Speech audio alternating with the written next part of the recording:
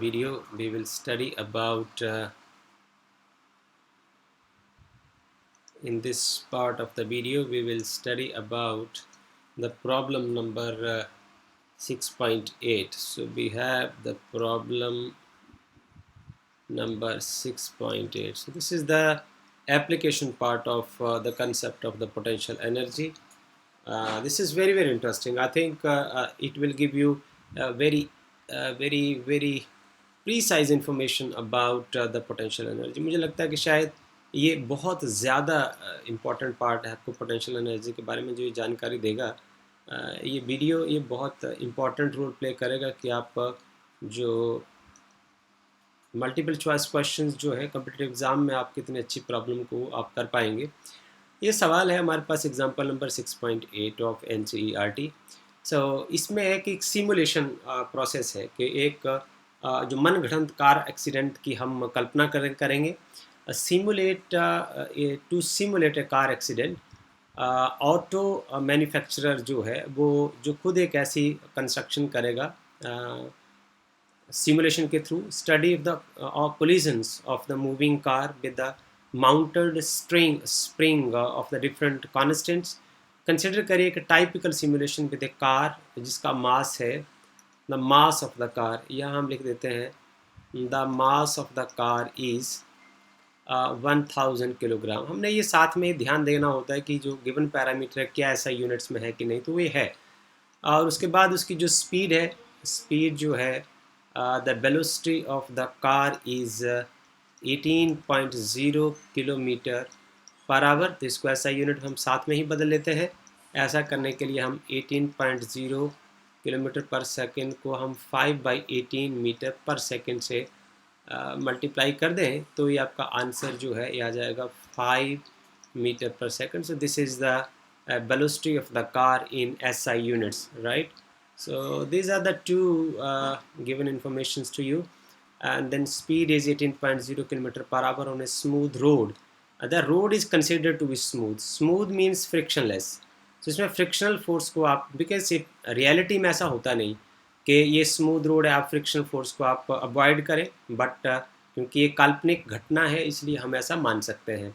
And colliding horizontally mounted spring of spring constant.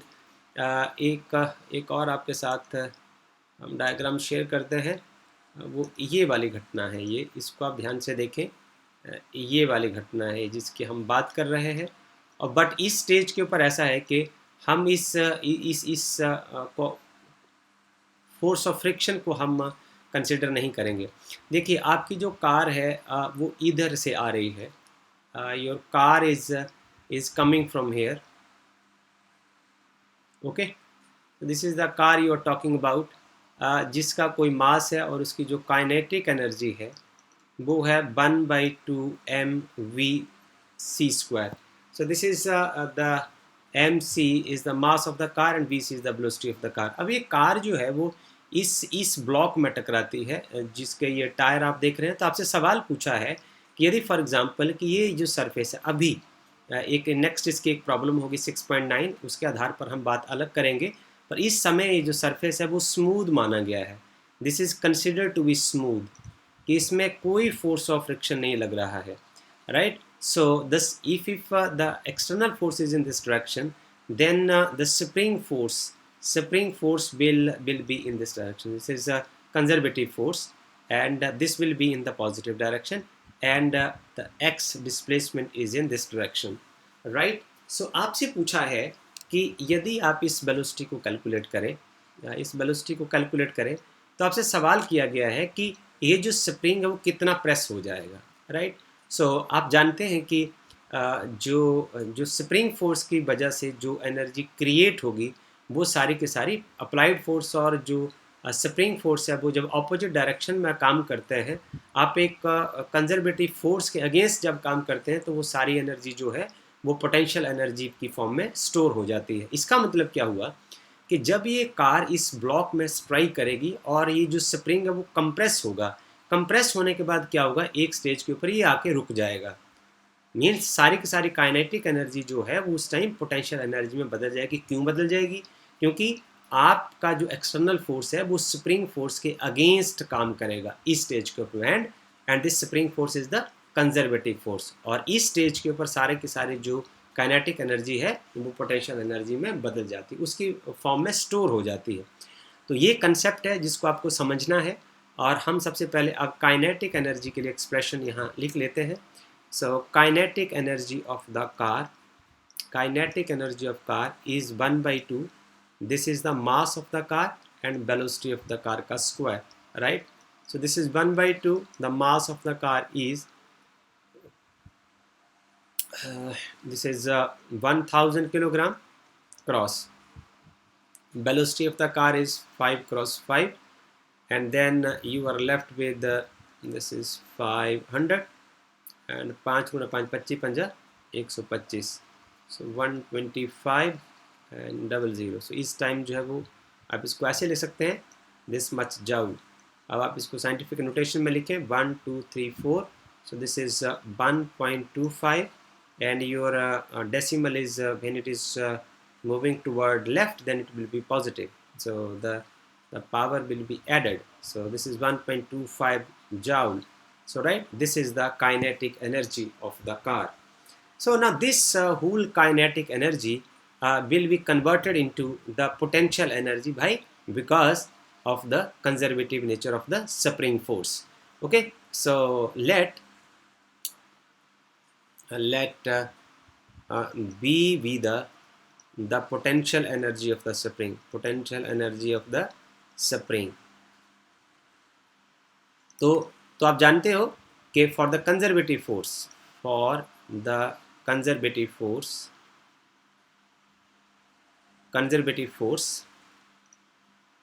Bracket में हम लिख देते हैं स्प्रिंग फोर्स, जिसकी हम बात कर रहे हैं। Spring force is conservative force, ठीक है। Total mechanical energy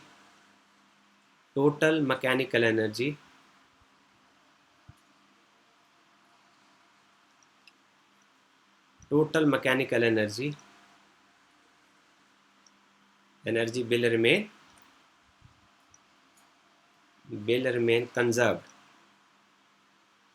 Okay, on this principle, all this kinetic energy will be converted into potential energy of the spring.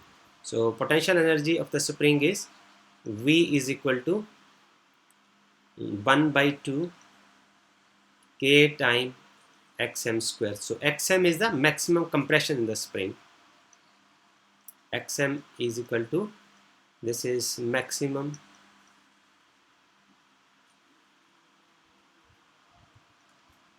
compression in the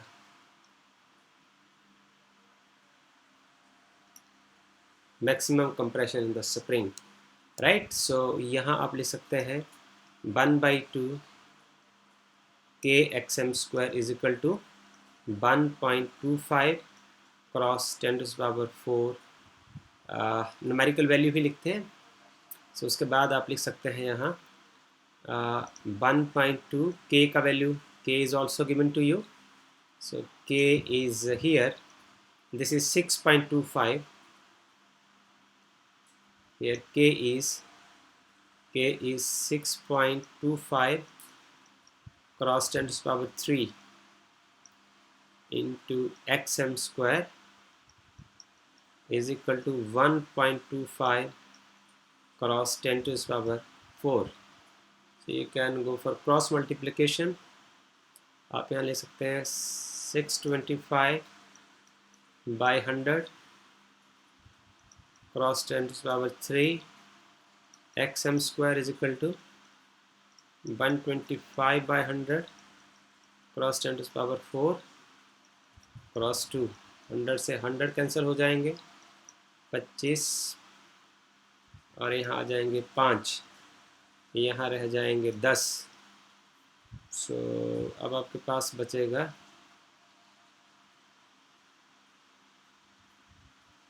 यह क्या लिख दिया 10⁴ cross 2, so 2 is also here, yes, यहाँ रह जाएंगे 10। so you are here with the xm square is equal to 5 cross 2 cross 10 divided by 25, 5 2. So here xm is equal to under root plus minus, this is 2 cross 2, so it is only one value is allowed, so this is 2 centimeter.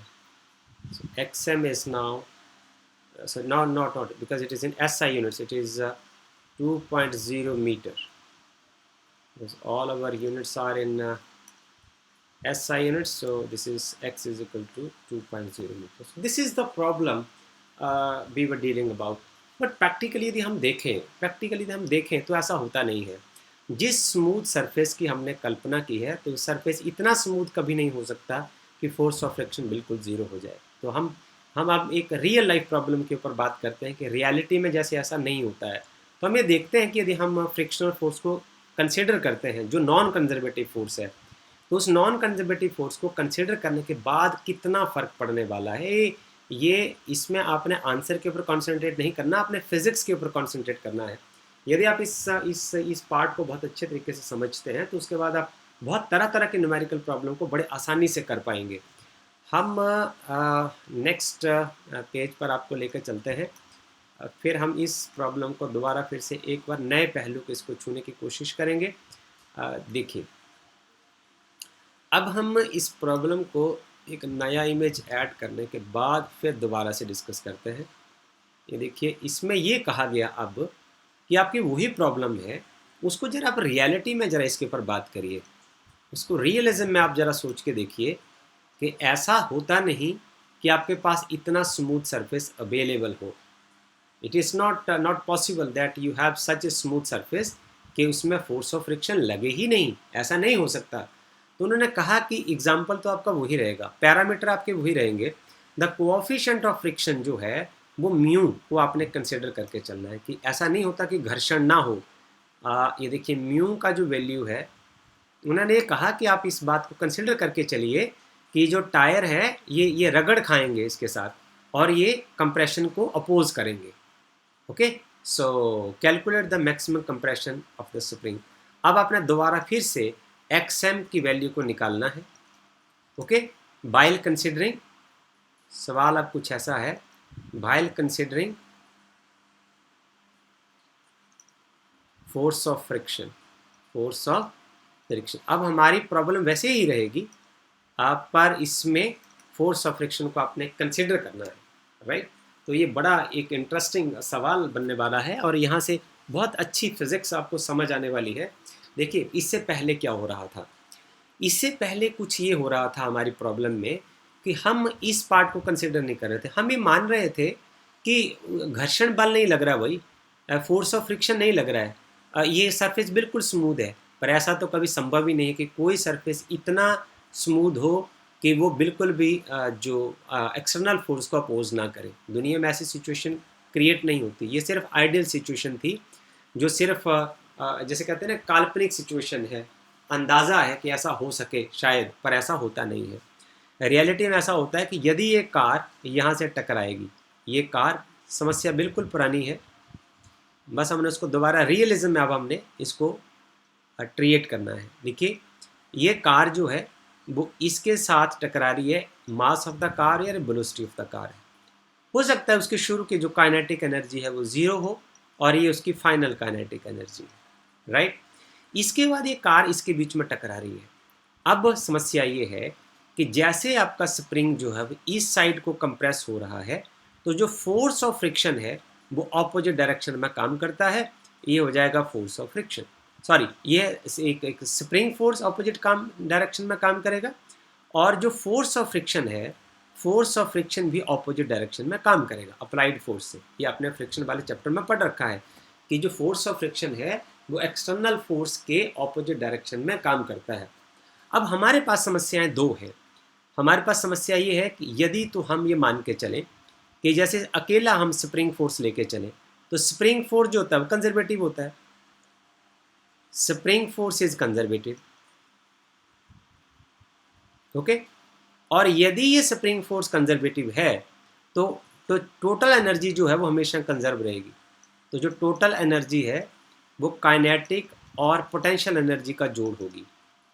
But यहाँ सिर्फ और सिर्फ force of spring force नहीं है, there is also the force of friction. Force of friction is also there. अब उसमें problem क्या है, वो नॉन कंजर्वेटिव है। अब स्यापा पड़ जाएगा। This force of friction is non conservative. यदि ये नॉन कंजर्वेटिव है तो अब आप ये लॉ जिसके साथ आपने पिछला न्यूमेरिकल किया था इसको आप नहीं लगा सकते। If there is force of friction, you have to solve this numerical problem now on the basis of the work energy theorem.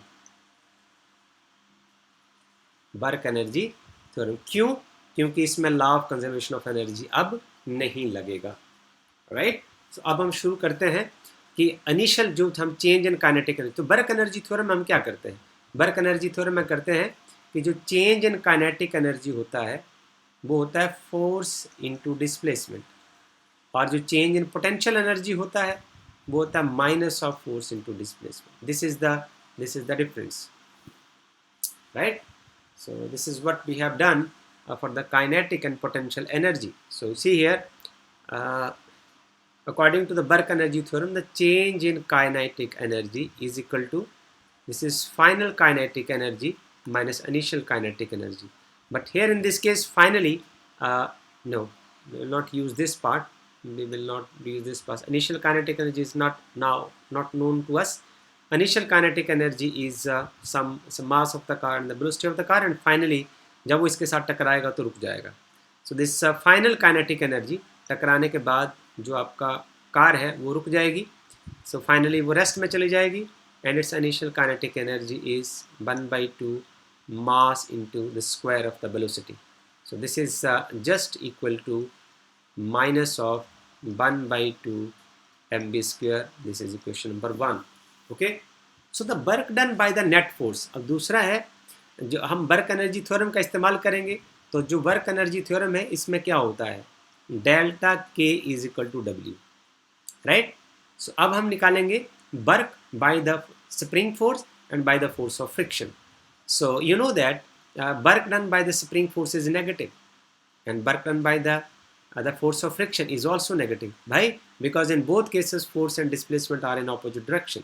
So अब हम यहाँ लिखते हैं work done by the net force, the work done by net force, work done by net force is this work done is equal to, एक तो work done by the spring force हुआ तो वो होगा negative 1/2, this is k time xm square, and minus of mu time, this is force and this is displacement. Okay, now this is equation number 2. Now according to law of work energy theorem, this delta k is equal to w. तो आप यहाँ लिख सकते हैं minus 1/2 mv square is equal to, minus आप common ले लीजिए, this is 1/2 k xm square minus mu time mg xm. Minus से माइनस कैंसिल हो जाएगा, you are left with the 1/2 mass time velocity square is equal to 1/2 k time xm square. This part is plus plus mu time mg into xm. So this is equation number 3. So now equation number 3 cross 2, इसको 2 से multiply कर दीजिए, you have mv square is equal to k time xm square plus 2 mu mg time xm. So you are left with after rearranging it, kxm square plus 2 mu mg xm maximum compression, this is minus mb square is equal to 0. So see carefully, this equation is a quadratic equation in xm. अब 10th में ले चलते हैं आपको, this equation is quadratic in xm. So this is x square this is x and this is constant, right? So this part is now a, and the coefficient of xm is v, and this constant independent of xm is c, right? So this, the solution of this equation is xm is equal to minus b plus minus under root of, this is b square minus 4ac upon 2a. So here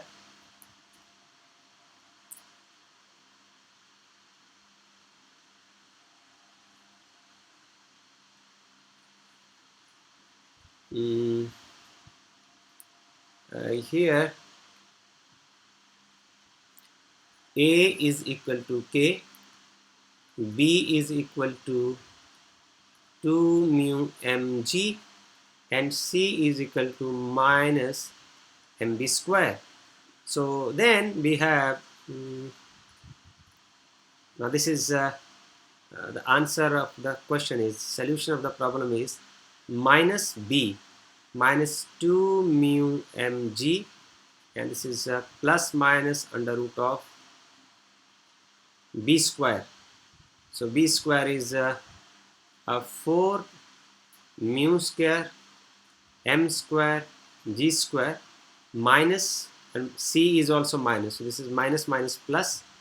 So this is 4a is k, and c is mb square, right, divided by 2k. So this is xm is equal to minus 2 mu mg. So plus minus यहाँ से 4 आप common ले लेंगे, अंदर रह जाएगा this part.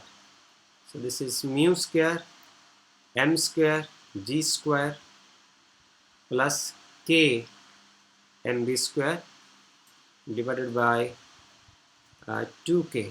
So further you can take 2 outside and you can cancel it with this denominator existing in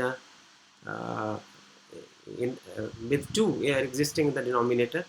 So your xm will now be आपके पास आ जाएगा minus of mu mg, and this is plus minus under root, this is mu square m square g square plus k m b square divided by k only. So you know every value of this variable is given to you. This mu is given to you. This is 6.25 cross 10 to the power 3. Mass is 1000 kilogram. G is 10. Mu is given. Mass is given. G is given. K is given. K is given to you. This is 6.25 cross 10 to the power 3. आपका example number 6.8 में दिया हुआ था. Velocity आपको दी हुई है. This is 5 metre पर second now. So this is just the simple calculation आपकी प्रैक्टिस के लिए, ताकि आपको फिर से कॉन्फिडेंस भी आता है. अपने आप इस कैलकुलेशन को करें और उस कैलकुलेशन करने के बाद आप ये पाएंगे कि जो ये मैक्सिमम कंप्रेशन कितना होगा. सो ये आया हमारे पास 1.35 मीटर. तो आप यदि देखें तो आपने पहले देखा कि जो न्यूमेरिकल नंबर 6.8 था उसमें हमने देखा था कि जो मैक्सिमम कंप्रेशन है वो 2 मीटर तक वो स्प्रिंग अंदर की ओर चला जाएगा. पर जब हम देखें कि जब हम फोर्स ऑफ फ्रिक्शन की भी कैलकुलेशन साथ में कंसिडर करते हैं तो ये रिड्यूस हो जाएगा and it will remain with 1.35 metre only. This is very very interesting for you. और इस कंसेप्ट को आप अप्लाई करें. डिफरेंट प्रॉब्लम हो सकता है एक्सरसाइज में ज़रूर दी होंगी, क्योंकि बहुत सुंदर कंसेप्ट है सीखने के लिए. हम थोड़ा सा आगे चलते हैं. ओके, हम थोड़ा आगे चलते हैं. अब हम इस प्रॉब्लम को और थोड़ा सा आगे बढ़ाते हैं और कुछ और फिज़िक्स सीखने की कोशिश करते हैं. और ये फिज़िक्स आपको बहुत इंटरेस्टिंग लगेगी. You will find this physics is so interesting now. अच्छा, यदि मान लो हमने अभी तक बात किया कि आपके पास जो डायग्राम है, इस इमेज में आपने देखा कि इस इमेज में 2 फोर्सेस काम कर रहे हैं. देखिए, एक स्प्रिंग फोर्स है. One force is the spring force, right? So here the spring force is in this direction, and the force of friction is also in this direction, right? अब ये जो फोर्स है ये नॉन कंजर्वेटिव है और ये वाला जो फोर्स है वो कंजर्वेटिव इन नेचर है। अब इसमें law of conservation of energy तो लगेगा नहीं, क्योंकि यदि आप नॉन कंजर्वेटिव फोर्स को कंसिडर करेंगे then law of conservation of energy will not be applicable. So नई फॉर्म ऑफ इक्वेशन क्या होना चाहिए? ओके, मॉडिफाइड फॉर्म जो है वो कैसी होनी चाहिए? चलो देखिए, हम वर्क एनर्जी थ्योरम का इस्तेमाल करते हैं। बड़ी मज़ेदार कहानी आप यहाँ से सीखेंगे बाय यूजिंग, देखिए, by using work energy theorem. आप यहाँ ये देख रहे हैं कि जब कार इसके बीच में टकरा रही है तो उसके पास सिर्फ और सिर्फ काइनेटिक एनर्जी है। Okay, now this kinetic energy is equal to work done. Work energy theorem में चेंज इन काइनेटिक एनर्जी जो होगा, the change in kinetic energy is equal to work done. So now this work done is because of the two forces, because of conservative and non conservative force. देखिए, जो work done होगा वो conservative और non conservative force की वजह से होगा। तो मैं इसको लिख सकता हूँ कि वर्क डन में आपके पास आ जाएगा फोर्स टोटल क्या आ जाएगा, एक कंजर्वेटिव फोर्स और दूसरा non conservative force into displacement is delta x and this is equal to change in kinetic energy. But जो पोटेंशियल एनर्जी होती है, आपको पता है पोटेंशियल एनर्जी का सीधा रिलेशन सिर्फ कंजर्वेटिव फोर्स से होता है। ये आपने डेफिनेशन पढ़ा है, f the function of x is equal to minus of d b upon d x. ये कंजर्वेटिव फोर्स के डेफिनेशन से आता है। So it is related with the conservative force. So आप ये यहाँ देखें, एफ सी डेल्टा एक्स जो होगा conservative force time delta x, ये आप इसको ऐसे लिख सकते हैं ना, delta b is equal to minus of f x time delta x. ये डेफिनेशन भी की है आपने, right. So minus of f c delta x is equal to minus of delta b हो जाएगा। ओके, या माइनस से आप मल्टीप्लाई करें, ये वाला पार्ट माइनस हो जाएगा और ये वाला पार्ट प्लस हो जाएगा। तो f c delta x is equal to minus of delta b. ये क्वेश्चन नंबर 1 है और ये क्वेश्चन नंबर 2 है। आप इसको खोल दीजिए, ये आपके पास आ जाएगा, you will here with FC and this is FC delta x plus non-conservative force time delta x is equal to delta k, but this part is equal to minus delta v plus non-conservative force time delta x is equal to change in kinetic energy. सो आप इस part को परे ले जाइए, आपके पास आ जाएगा delta k plus delta v is equal to force due to non conservative force into delta x. So delta can taken outside. This is sum of kinetic and potential energy is equal to non-conservative force time delta x. So this is now the total energy. This is delta E is equal to work done due to non-conservative force into displacement is work done, right? So आपको इसको लिख सकते हैं, delta को आप कैसे लिखेंगे, ये हैगा final energy minus initial total energy is equal to work done due to non-conservative force. So this is the new form of equation you have seen over here. कि यदि आपकी प्रॉब्लम तो हो कंजर्वेटिव फोर्स की, तब आप conservation of mechanical energy वाला लगा सकते हो।